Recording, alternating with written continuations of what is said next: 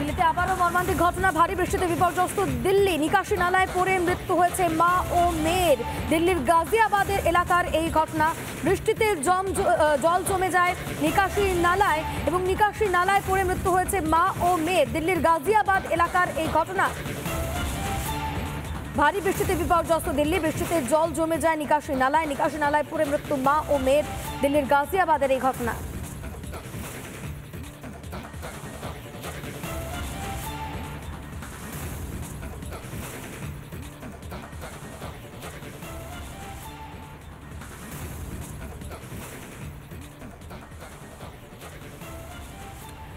বুধবারের বিধানসভায় ঘটনার ঘনঘটা। একদিকে ফিরহাদের উস্কানিমূলক মন্তব্য নিয়ে বিজেপির ওয়াকআউট, তো অন্যদিকে আবার ন্যায় সংহিতার বিরোধিতায় প্রস্তাব পেশ তৃণমূলে। সব মিলিয়ে সারাদিন উত্তপ্ত হয়ে রইল রাজ্য বিধানসভার অধিবেশন। দেখুন।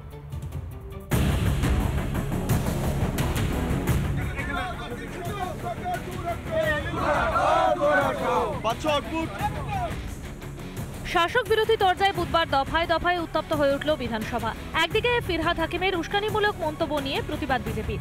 এদিন ফিরহাদ বক্তৃতা দিতে উঠতেই ফের অধিবেশন কক্ষ থেকে বেরিয়ে যান বিজেপি বিধায়করা। পরপর দুবার একই ঘটনা ঘটল বিধানসভায়।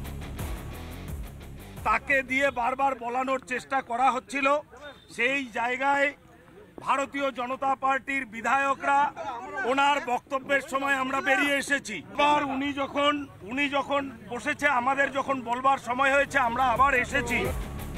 তৃতীয়বার ফিরহাদের বক্তব্য চলাকালীন ওয়াকআউট করে বিজেপি। বিরোধীদের বয়কটের মুখে নিজের বিতর্কিত মন্তব্যে সাফাই দেওয়ার চেষ্টাও করেন রাজ্যের পুর ও নগর উন্নয়ন মন্ত্রী।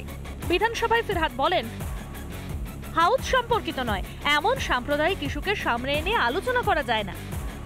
জীবনের শেষ রক্ত দিয়ে ধর্ম নিরপেক্ষতা বজায় রাখবো। যা বলেছি তার সঙ্গে সামাজিক রাজনৈতিক কোনো সম্পর্ক নেই। বিরোধীদের মুখ্য সচেতক শঙ্কর ঘোষকে বিজেপি বিধায়কদের আচরণ নিয়ে সতর্ক করেন স্পিকার বিমান ব্যানার্জি। যদিও নিজেদের অবস্থানে অনড় বিজেপি বিধায়করা। ভারতীয় জনতা পার্টি পরিষদীয় দল ফিরহাদ হাকিম যতদিন না পর্যন্ত ওনার মন্তব্য প্রত্যাহার করে দুঃখ প্রকাশ করবেন, ততদিন পর্যন্ত এই বয়কট জারি থাকবে। ব্রিটিশদের থেকে ধার করা পেনাল কোড জমানার ইতি ঘটেছে মোদী সরকারের হাত ধরে, কিন্তু তাতেও আপত্তি রাজ্যের। বুধবার ন্যায় সংহিতার বিরোধিতা করে মুলতবি প্রস্তাব পেশ করা হয় রাজ্যের তরফে। প্রস্তাবটি পেশ করেন রাজ্যের মন্ত্রী মলয় ঘটক।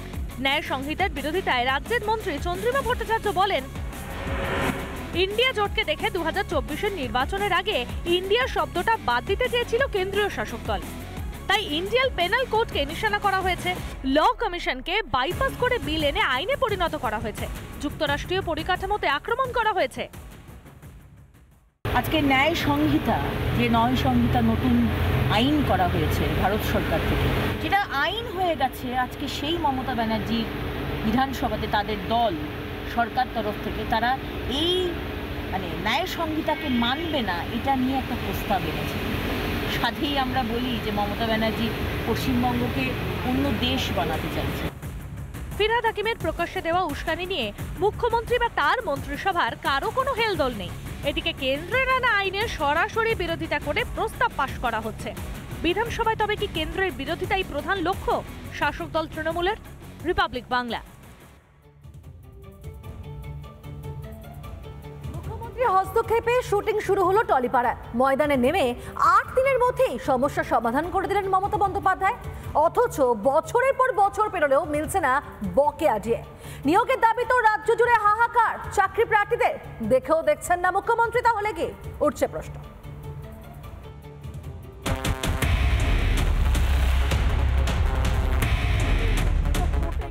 মমতার এক নির্দেশেই 8 দিনেই জট কাটলো টলিপাড়ার। কিন্তু ডিএ আন্দোলনে বছর পেরোলেও টু শব্দটি করছেন না মুখ্যমন্ত্রী।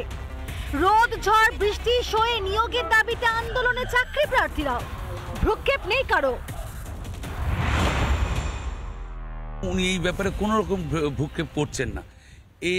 এই ডিস্টিংগুইশ এই ইনডিফারেন্ট ব্যাপারটা বুঝে ওঠা যাচ্ছে না কেন করছেন উনি, কি ইন্টেনশন ওনার।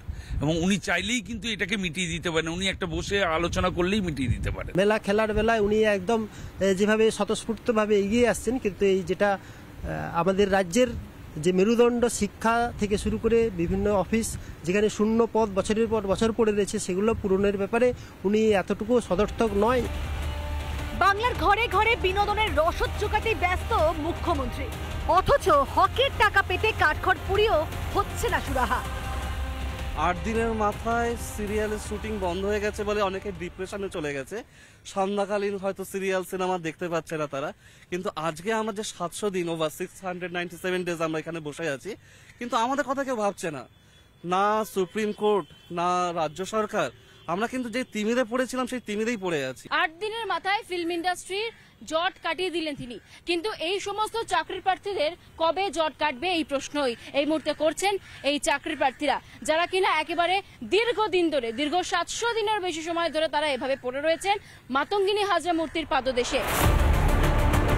মেলা খেলা অনুদান চলছে, কোটি কোটি টাকা খরচের নেই হিসেব, বকেয়া মেটানোর বেলাতেই যত অজুহাত।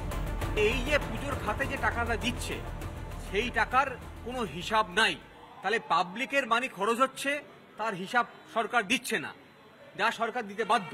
তাই আমরা তদন্ত চেয়েছি, আর একই সঙ্গে এই ধরনের যে ভেগ কারণে বারবার টাকা দিচ্ছে তা বন্ধ করতে হবে। সিরিয়াল চলবে, বদলাবে একের পর এক এপিসোড, কিন্তু বাস্তবে করুণ চিত্র আদৌ কি বদলাবে? রিপাবলিক বাংলা। যদি 20% ভোট ব্যাংক নিয়ে আমাদের হুমকি দেয়, আমি বলছি তো হুমকি দেবো, মেরে ঠ্যাং ভেঙে দেবো।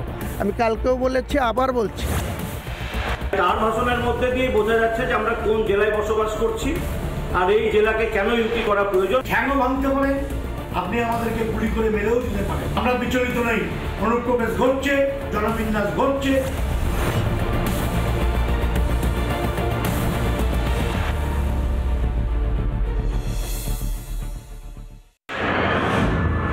বাজারে সবজি এবং আলু দাম বৃদ্ধির ফলে বিভিন্ন জায়গাতে সুফল বাংলা যে স্টল সেখানে কিন্তু কম দামে মিলবে এমনটাই কিন্তু বলা হয়েছিল। আর এই মুহূর্তে আমি রয়েছি উত্তরপাড়া যে শখের বাজার, সেখানে একটি দেখো ছবিটা দেখো, সুফল বাংলা যে বিপণী যে কেন্দ্র সেখানে রয়েছে, দেখতে পাচ্ছি সেই বোর্ডের ছবি। এবং এখানে যে দোকান হয়েছিল এই দোকানটি দীর্ঘদিন ধরে বন্ধ এমনটাই কিন্তু স্থানীয় বাসিন্দারা অভিযোগ করছে। এবং দেখো বোর্ড দেখাবো তোমাকে, এই যে সুফল বাংলা যে লেখা রয়েছে সেই বোর্ডেরও অবস্থা দেখতে পাচ্ছ পুরোটাই কিন্তু ছিঁড়ে গেছে। শুধু একটি বোর্ড নয়, পাশেও কিন্তু আরেকটি বোর্ড রয়েছে